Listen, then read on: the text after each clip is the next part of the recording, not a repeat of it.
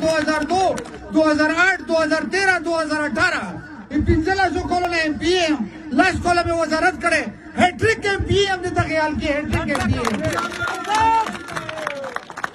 ایم چا په وټونو ای تاسو په وټونو ای چا په طاقت تاسو په طاقت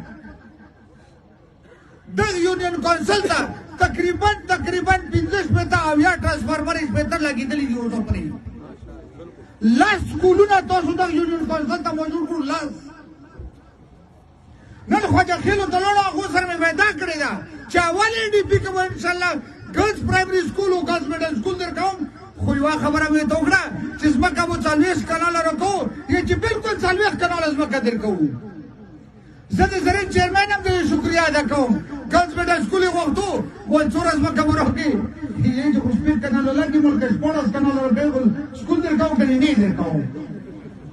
یو کوڼې دي یو بیرې دي چې د دې کې شل کلانه سکولونو ته ویر نه کړو څه به پې کوو